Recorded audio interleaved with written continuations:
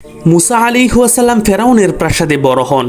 একদিন মিশরের এক মিশরীয় কাপটিও ও এক বনি ইসরায়েলের মধ্যে প্রচুর ঝগড়া হয়। বনি ইসরায়েলের পক্ষ নিয়ে মুসা আলাইহিসসালাম কাপটিওকে ঘুষি মারলে সে মারা যায়। পরদিন ঘটনা জানাজানি হলে ফেরাউন ও তার সেনারা মুসা আলাইহিসসালামকে হত্যা করতে চায়। তখন মুসা আলাইহিসসালাম মিশর ত্যাগ করে আল্লাহর উপর ভরসা করে মাদাইন শহরের উদ্দেশ্যে রওনা হন। দীর্ঘ পথ চলার পর ক্লান্ত অবস্থায় তিনি একটি কূপের কাছে পৌঁছান। সেখানে কিছু লোক পশুকে পানি দিচ্ছে। সেখানেই তিনি দুটি নারীকেও দেখলেন যারা তাদের পশু নিয়ে দূরে দাঁড়িয়ে আছে। মুসা আলাইহিসসালাম জিজ্ঞাসা করলেন, তোমরা পানি দাও না কেন? তারা বলতো, আমরা অপেক্ষা করি, পুরুষরা চলে গেলে তারপর পানি দেই। আমাদের বাবা খুবই বৃদ্ধ।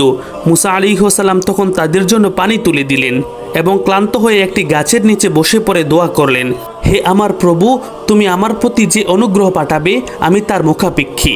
কিছুক্ষণ পর সেই দুই নারীর একজন লজ্জাশীলভাবে হেঁটে এসে বলল, আমার বাবা আপনাকে ডাকছেন, যাতে আপনি আমাদের জন্য পানি তোলার পারিশ্রমিক দেন।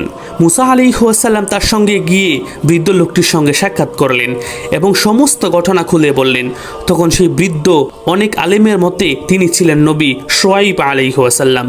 বললেন, ভয় করো না, তুমি জালিমদের এলাকা থেকে রক্ষা পেয়েছ।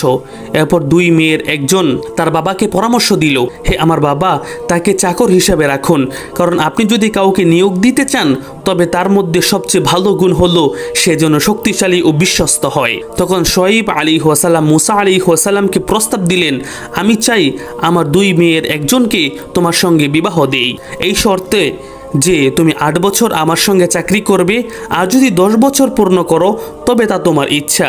আমি তোমার উপর কঠিন হতে চাই না। ইনশাল্লাহ তুমি আমাকে সৎ লোকদের অন্তর্ভুক্ত পাবে। মুসা আলাইহিসসালাম প্রস্তাবে সম্মত হলেন এবং চুক্তি অনুযায়ী কাজ শেষ করার পর শুআয়ব আলাইহিসসালাম এর কন্যাকে বিয়ে করেন। এইভাবেই মুসা আলাইহিসসালাম এর বিবাহ সম্পূর্ণ হয় এবং তিনি একটি নবীন জীবনের পথে অগ্রসর হয়। তো আল্লাহ হাফেজ।